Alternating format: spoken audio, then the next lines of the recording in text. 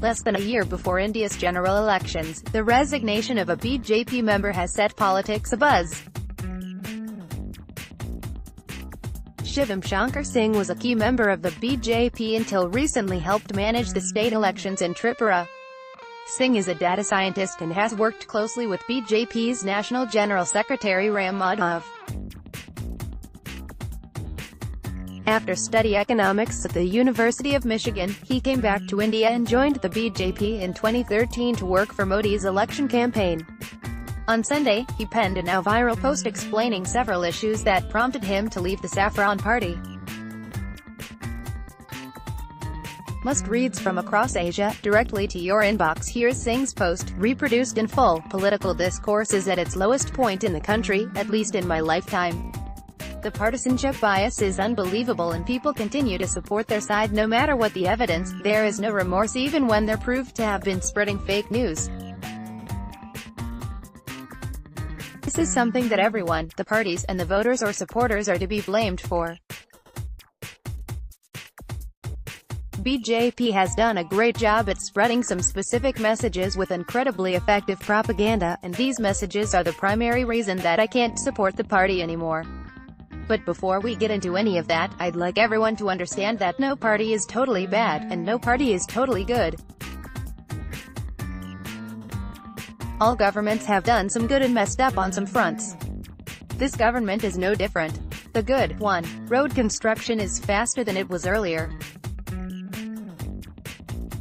There has been a change in methodology of counting road length, but even factoring that in, it seems to be faster. 2. Electricity connection increased, all villages electrified and people getting electricity for more hours. Congress did electrify over 500,000 villages and Modi finished the job by connecting the last 18,000 or so. You can weigh the achievement as you like. Similarly, the number of hours people get electricity has increased ever since independence, but it might be a larger increase during BJP. 3. Upper-level corruption is reduced, no huge cases at the ministerial level as of now, but the same was true of UPA, the alliance formed after the 2004 poll. Lower level seems to be about the same with increased amounts. No one seems to be able to control the Tanadar, Patwari, village policemen, headmen, at all. 4. The Swachh Bharat mission cleanup campaign is a success, more toilets built than before, and Swachhta is something embedded in people's minds now. 5. Ujjwala Yojana LPG connection scheme is a great initiative. How many people buy the second cylinder remains to be seen. The first one and a stove was free, but now people need to pay for it. The cost of cylinders has almost doubled since the government took over and now one costs more than 800 rupees. 6. Connectivity for the Northeast has undoubtedly increased. More trains, roads, flights, and most importantly, the region is now discussed in the mainstream news channels.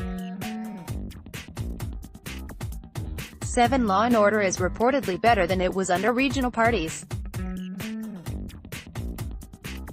Feel free to add achievements you can think of in the comments below. Also, achievements necessarily have caveats. Failures are absolute. The bad, it takes decades and centuries to build systems and nations. The biggest failure I see in BJP is that it has destroyed some great things on very flimsy grounds. 1. Electoral bonds. These basically legalize corruption and allow corporates and foreign powers to just buy our political parties. The bonds are anonymous, so if a corporate says, "I'll give you an electoral bond of 1,000 crore, 10 billion rupees, if you pass this specific policy," there will be no prosecution. There just is no way to establish quid pro quo with an anonymous instrument. This also explains how corruption is reduced at the ministerial level. It isn't per file or order, it is now like the US, at the policy level. 2. Planning Commission reports. This used to be a major source for data. They audited government schemes and stated how things are going. With that gone, there just is no choice but to believe whatever data the government gives you. Controller and Auditor General audits come out after a long time. NITI Aayog, the National Institute for Transforming India, doesn't have this mandate and is basically a think tank and PR agency. plan or non-plan distinction could be removed without removing this. 3. Misuse of CBI and ED, the Central Bureau of Investigation and the Enforcement Directorate. It is being used for political purposes as far as I can see, but even if it isn't, the fear that these institutions will be unleashed on them if they speak up against anything Modi or Shah related is real. This is enough to kill dissent, an integral component of democracy. 4. Failure to investigate Kalika Pool's suicide note, Judge Loya's death, the Sohrabuddin murder, the defense of an MLA accused of rape whose relative is accused of killing the girl's father, and a first information report to police wasn't registered for over a year. 5. Demonetization, it failed, but worse is BJP's inability to accept that it failed. All propaganda, vid-cutting, terror funding, reducing cash, eliminating corruption is just absurd. It also killed off businesses. 6. GST implementation, implemented in a hurry and harmed business. Complicated structure, multiple rates on different items, complex filing. Hopefully, it'll stabilize in time, but it did cause harm. Failure to acknowledge that from BJP is extremely arrogant. 7. The messed up foreign policy with pure grandstanding. China has a port in Sri Lanka, huge interests in Bangladesh and Pakistan, we're surrounded, the failure in the Maldives, Indian workers not getting visas anymore because of India's foreign policy debacle, while Modi ji goes out to foreign countries and keeps saying Indians had no respect in the world before 2014 and now they're supremely respected. This is nonsense. Indian respect in foreign countries was a direct result of our growing economy and IT sector. It hasn't improved an ounce because of Modi. Might even have declined due to beef-based lynchings, threats to journalists, etc. 8. Failure of schemes, and failure to acknowledge and correct the course. Sansad Adarsh Gram Yojana, rural development, Make in India, skill development, fossil bima, crop insurance. Look at reimbursements, the government is lining the pockets of insurance companies. Failure to acknowledge unemployment and farmers' crisis, calling every real issue an opposition stunt. 9. The high prices of petrol and diesel. Modi ji and all BJP ministers and supporters criticized Congress for it heavily, and now all of them justify the high prices even though crude is cheaper than it was then. Just unacceptable. 10. Failure to engage with the most important basic issues, education and healthcare. There is just nothing on education, which is the nation's biggest failure. The quality of government schools has deteriorated over the decades, as it reports, and no action. They did nothing on healthcare for 4 years, then Ayushman Bharat National Health Protection Scheme was announced. That scheme scares me more than nothing being done. Insurance schemes have a terrible track record, and this is going the US route, which is a terrible destination for healthcare. Watch Sicko by Michael Moore. You can add some and subtract some based on personal understanding of the issue, but this is my assessment. The electoral bonds thing is huge and hopefully the Supreme Court will strike it down. Every government has some failures and some bad decisions though. The bigger issue I have is more on morals than anything else. The ugly, the real negative of this government is how it has affected the national discourse with a well-considered strategy. This isn't a failure, it's the plan. 1. It has discredited the media, so now every criticism is brushed off as a journalist who didn't get paid by BJP or is on the payrolls of Congress. I know several journalists for whom the allegation can't be true, but more importantly, no one ever addresses the accusation or complaint, they just attack the person raising the issue and ignore the issue itself. 2. It has peddled a narrative that nothing happened in India in 70 years. This is patently false, and the mentality is harmful to the nation. This government spent over ours 4,000 crore, 40 billion rupees, of our taxpayers' money on advertisements, and now that will become the trend. Do small works and huge branding. He isn't the first one to build roads. Some of the best roads I've traveled on were pet projects of Mayawati and Akhilesh Yadav. India became an IT powerhouse from the 90s. It is easy to measure past performance and rate past leaders based on the circumstances of today. Just one example of that: why did Congress not build toilets in 70 years? They couldn't even do something so basic. This argument sounds logical, and I believed it too, until I started reading India's history. When we gained independence in 1947, we were an extremely poor country. We didn't have the resources for even basic infrastructure and no capital. To counteract this, PM Nehru went down the socialist path and created the concept of public sector undertakings.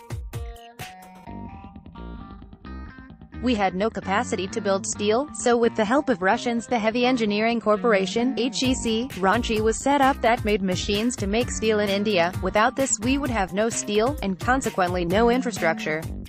That was the agenda: basic industries and infra. We had frequent droughts, akal, every 2 to 3 years, and a large number of people starved to death. The priority was to feed the people. Toilets were a luxury no one cared for. The Green Revolution happened and the food shortages disappeared by the 1990s. Now we have a surplus problem. The toilet situation is exactly like people asking 25 years from now why Modi couldn't make all houses in India air-conditioned. That seems like a luxury today. Toilets were also a luxury at some point of time. Maybe things could have happened sooner, maybe 10 to 15 years ago, but nothing happened in 70 years is a horrible lie to peddle. 3. The spread and reliance on fake news. There is some anti-BJP fake news too, but the pro-BJP and anti-opposition fake news outstrips that by miles in number and in reach. Some of it is supporters, but a lot of it comes from the party. It is often hateful and polarizing, which makes it even worse. The online news portals backed by this government are damaging society more than we know. 4. Hindu Katra mine high. They've ingrained it into the minds of people that Hindus and Hinduism are in danger, and that Modi is the only option to save ourselves. In reality, Hindus have been living the same lives much before this government, and nothing has changed except people's mindset.